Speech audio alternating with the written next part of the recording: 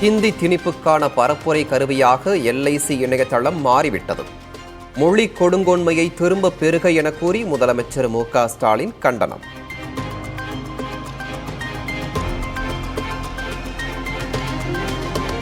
LIC நிறுவன வலைதளத்தில் ஹிந்தி திணிப்பு என எதிர்க்கட்சித் தலைவர் எடப்பாடி பழனிசாமி கண்டனம்.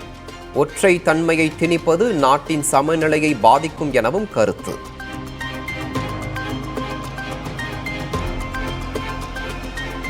வலைதளத்தில் ஹிந்தி சர்ச்சைக்கு தீர்வு காணப்பட்டதாக LIC நிர்வாகம் விளக்கம். தற்போது வரை ஹிந்தி மொழியிலேயே தொடரும் LIC வலைதள பக்கம்.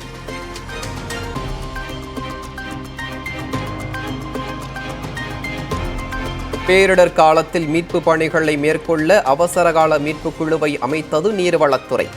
குழுவின் ஒருங்கிணைப்பு அலுவலர்களாக மண்டல கண்காணிப்பு பொறியாளர்கள் செயல்படுவார்கள் என அறிவிப்பு.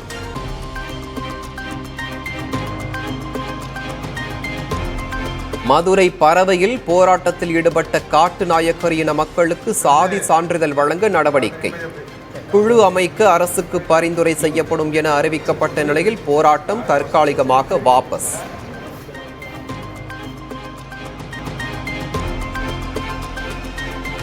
சேலம் ஆத்தூர் அருகே குடும்ப கட்டுப்பாடு அறுவை சிகிச்சை செய்து கொண்ட பெண் உயிரிழப்பு. தவறான சிகிச்சையே உயிரிழப்பிற்கு காரணம் என கூறி உறவினர்கள் சாலை மறியல்.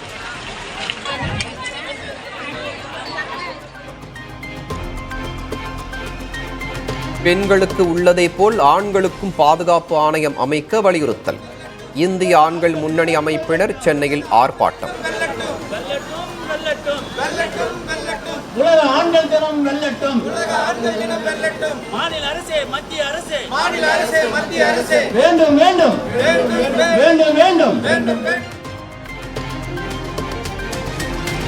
ஜம்மு காஷ்மீர் மற்றும் வடகிழக்கு மாநிலங்களில் கடந்த 10 ஆண்டுகளில் வன்முறை 70% குறைந்துள்ளது.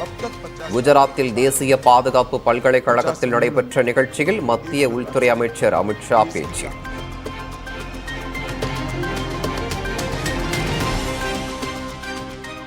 மணிப்பூரில் சட்டம் ஒழுங்கு சீர்குலைவை மத்திய மாநில அரசுகளால் கட்டுப்படுத்த முடியவில்லை என குடியரசுத் தலைவர் திரௌபதி முர்முவுக்கு காங்கிரஸ் தலைவர் மல்லிகார்ஜுன கார்கே கடிதம்.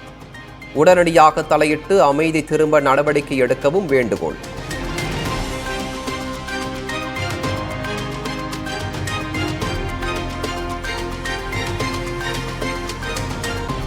மணிப்பூரில் பாதுகாப்பு படையின் துப்பாக்கிச் சூட்டில் இறந்தவர்களுக்கு நீதி கோரி போராட்டம். காலி சவப்பெட்டிகளை தூக்கிச் சென்று எதிர்ப்பு.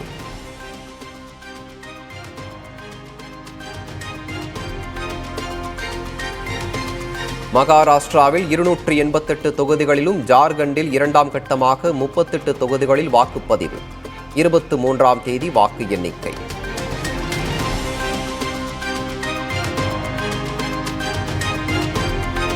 மகாராஷ்டிராவில் தேர்தல் வெற்றிக்காக பணம் கொடுத்ததாக பாஜக தேசிய பொதுச் செயலாளர் வினோத் தாவ்டே மீது காங்கிரஸ் உள்ளிட்ட கட்சிகள் குற்றச்சாட்டு. தவறு எதுவும் செய்யவில்லை என்றும் தேர்தல் ஆணையம் விசாரித்துக் கொள்ளட்டும் எனவும் பாஜக விளக்கம்.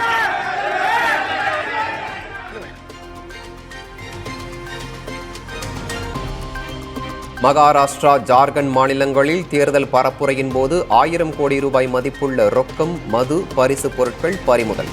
கடந்த முறை பறிமுதலானதை விட 7 மடங்கு அதிகம் என தேர்தல் ஆணையம் விளக்கம்.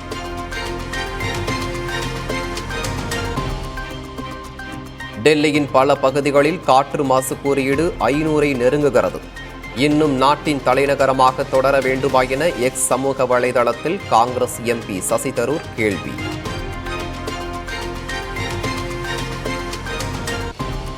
டெல்லியில் செயற்கை மழையை கொண்டுவர அனுமதிக்க கோரி மத்திய அரசுக்கு கடிதம் எழுதியிருப்பதாக மாநில அமைச்சர் கோபால் ராய் தகவல்.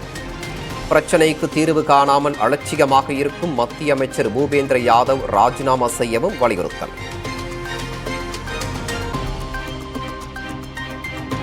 டெல்லியில் உள்ள விலங்கியல் பூங்காக்களில் நீரை பீச்சியடித்து காற்று மாசின் தீவிரத்தை குறைக்க முயற்சி. விலங்குகள் பாதிக்கப்படாமல் இருக்க சிறப்பு வகை உணவுகள், கூண்டுகளுக்குள் ஹீட்டர்களும் அமைப்பு.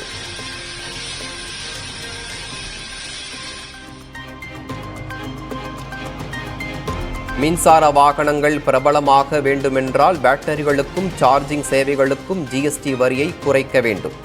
மத்திய அரசுக்கு ஃபிக்கி தொழில் அமைப்பின் மின்வாகன பிரிவு தலைவர் கோரிக்கை.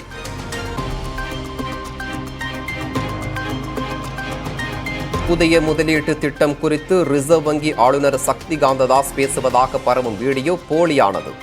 பொதுமக்கள் எச்சரிக்கையாக இருக்குமாறு ரிசர்வ் வங்கி அறிவுறுத்தல்.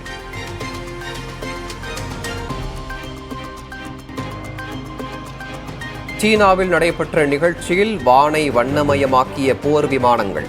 விமானப்படையினரின் சாகசங்களை கண்டு பரவசமடைந்த பார்வையாளர்கள்.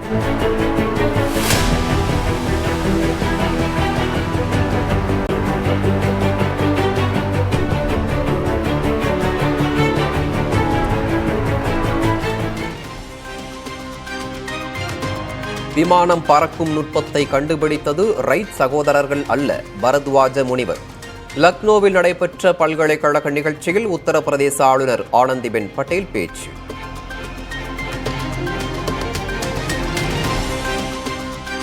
வங்கிகள் நகைக்கடன் நிறுவனங்களில் வாங்கும் தங்க நகைக்கடன்களுக்கான அசல் வட்டியை மாதந்தோறும் தவணை முறையில் செலுத்தும் புதிய முறை விரைவில் நடைமுறைக்கு வரும் என தகவல்.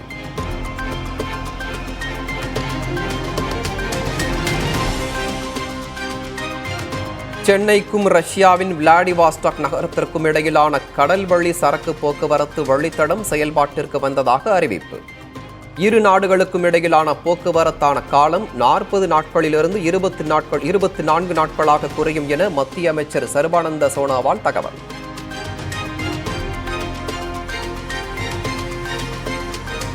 நாடெங்கும் இலவச ரேஷன் பொருட்கள் விநியோகத்தில் உள்ள குளறுபடிகளால் மத்திய மாநில அரசுகளுக்கு 69,000 கோடி ரூபாய் இழப்பு.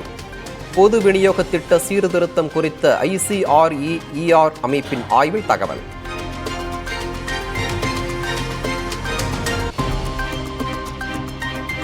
செப்டம்பருடன் முடிந்த காலாண்டில் வேலைவாய்ப்பின்மை விகிதம் 6.4% குறைந்தது. தேசிய புள்ளியியல் அமைப்பின் ஆய்வில் தகவல்.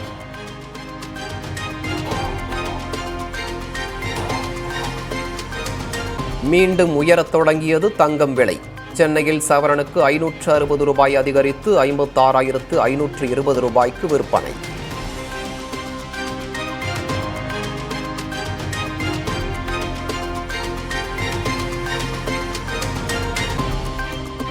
பத்து நிமிடத்தில் வீடு தேடி வரும் காஃபி டீ.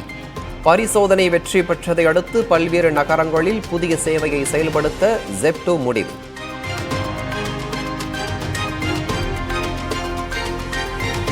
மத உரிமைகளை தற்காக்க அமைதியான முறையில் போராட்டம் நடத்துபவர்கள் மீது அடக்குமுறைகளை கையாள்வதை கைவிடுக. வங்கதேச அரசுக்கு அமெரிக்க அரசு அறிவுறுத்தல்.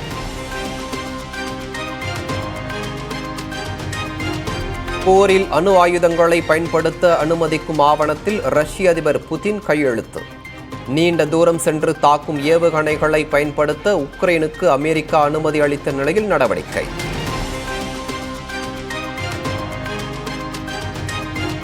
உக்ரைன் போர் தொடங்கிய பிறகு முதன்முறையாக இந்தியா வருகிறார் ரஷ்ய அதிபர் புதின். 2025 வர இருப்பதாக ரஷ்ய அரசு அதிகாரிகள் தகவல்.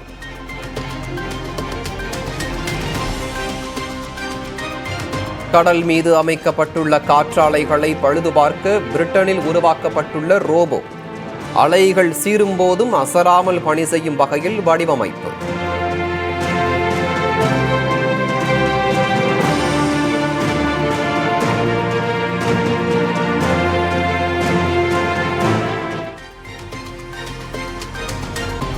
பதினாறு ஆண்டுகளுக்கு பிறகு மம்முட்டி மோகன்லால் இணைந்து நடிக்கும் புதிய படம். இலங்கையில் தொடங்கியது படப்பிடிப்பு.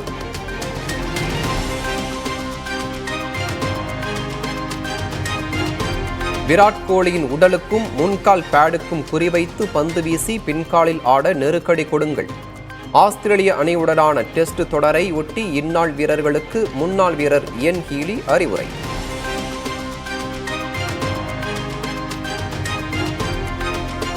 பிரபல நடிகை கீர்த்தி சுரேஷ் தனது நீண்ட நாள் காதலர் அந்தோனி தட்டிலை திருமணம் செய்து கொள்கிறார் என தகவல். டிசம்பர் 2ஆம் வாரத்தில் கோவாவில் நடைபெறும் விழாவில் பங்கேற்க உதயநிதி, ரஜினி, விஜய், தனுஷ் உள்ளிட்ட பிரபலங்களுக்கு அழைப்பு என்றும் தகவல்.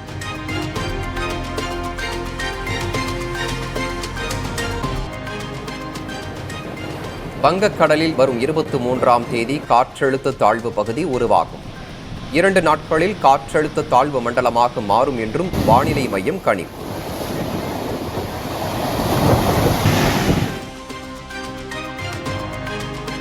சென்னை மற்றும் புறநகரில் 10க்கும் மேற்பட்ட இடங்களில் வருமான வரித்துறையினர் சோதனை. பைப் தொழிற்சாலை, கல்குவாரி மற்றும் கட்டுமான உரிமையாளர்களின் வீடுகளில் ரெய்டு.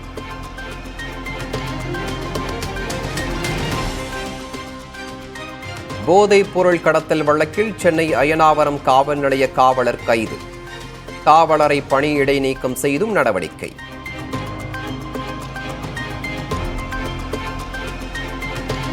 ராமநாதபுரம் பரமக்குடியில் இமானுவேல் சேகரனுக்கு மணிமண்டபம் கட்டுவது தொடர்பான அரசாணையை ரத்து செய்ய கோரி வழக்கு. அரசின் அறிவிப்பாணைக்கு இடைக்கால தடை விதிக்க முடியாது என உயர்நீதிமன்ற மதுரை கிளை திட்டவட்டம்.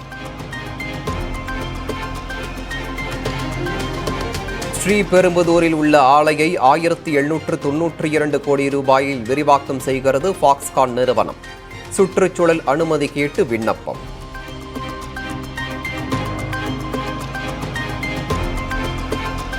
வருகின்ற தேர்தலில் அதிமுக வெல்லாவிட்டால் சிறிய கட்சிகள் மேலே வரும் நிலை ஏற்படும் என கட்சி கூட்டத்தில் அதிமுக துணை பொதுச் செயலாளர் KP முனுசாமி பேச்சு.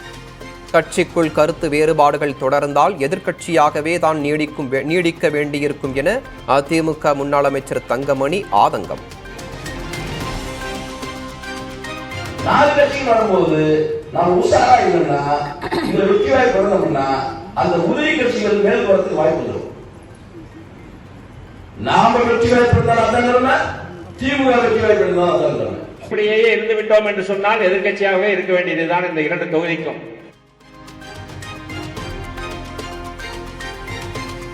மதுரையில் வேதாந்தாவின் துணை நிறுவனத்திற்கு டங்ஸ்டன் கனிமம் எடுக்க அனுமதி வழங்க எதிர்ப்பு. அரிட்டாப்பட்டி பல்லுயிர் பாரம்பரிய தளம் அழியும் அபாயம் உள்ளதாக சூழலியல் வல்லுநர்கள் எச்சரிக்கை. இப்படி தொடர்ச்சியாக மக்கள் இந்த இயற்கையோடு இயந்த வாழ்க்கையை வாழ்ந்துக்கிட்டு இருக்காங்க. அப்படிப்பட்ட சூழலில் இது மாதிரியான ஒரு திட்டத்தை அறிவிச்சா மக்கள் கிட்டத்தட்ட அரிட்டாப்பட்டி மட்டும் இல்லை, இதை சுற்றி ஒரு 5000 ஏக்கர்னு சொல்கிறாங்க. பார்த்தீங்கன்னா எனக்குள்ள வெள்ளாளப்பட்டின்னு ஒரு பேரூராட்சியே இருக்குது. அது மாதிரி பக்கத்தில் செட்டியார்பட்டின்னு இருக்குது, அங்கிட்டு முத்துவேல்பட்டின்னு ஒரு எட்டிமங்கலம் பக்கத்தில் இருக்குது. இந்த மாதிரி ஒரு 10 ஊர்களுக்கும் மேற்பட்ட பகுதிகளை இது பெரிய அளவில் பாதிக்கும். இதனால் இந்த ஊரை மக்கள் காலி பண்ணிட்டு போக வேண்டிய சூழல் தான் ஏற்படும்.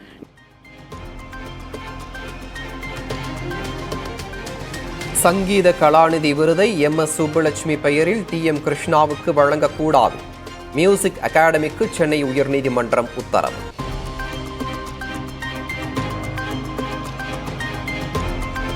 சேலத்தில் உடற்பயிற்சி கூடத்தில் மயங்கி விழுந்து உயிரிழந்த உரிமையாளர்.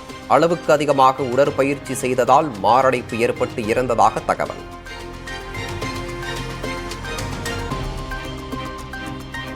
நெல்லையில் அறநிலையத்துறைக்கு சொந்தமான ஆக்கிரமிப்புகளை அகற்ற எதிர்ப்பு. மழையையும் பொருட்படுத்தாமல் 100க்கும் மேற்பட்டோர் சாலை மறியல்.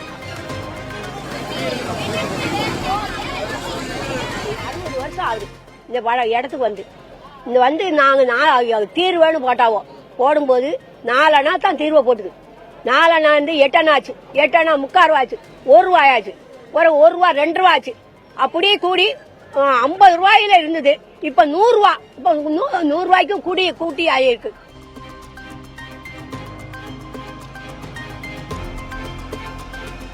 சபரிமலையில் தூய்மையை பராமரிக்க பக்தர்கள் உதவ வேண்டும் என தந்திரி கண்டரரூர் ராஜீவரு வீடியோ மூலம் வேண்டுகோள். இயன்றவரை பிளாஸ்டிக் பொருட்கள் பயன்பாட்டை தவிர்க்கவும் அறிவுறுத்தல்.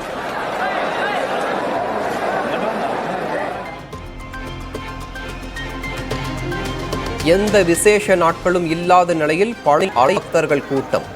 சபரிமலை செல்பவர்கள் முருகனையும் வழிபட்டு செல்வதால் தரிசன காத்திருப்பு நேரம் அதிகரிப்பு.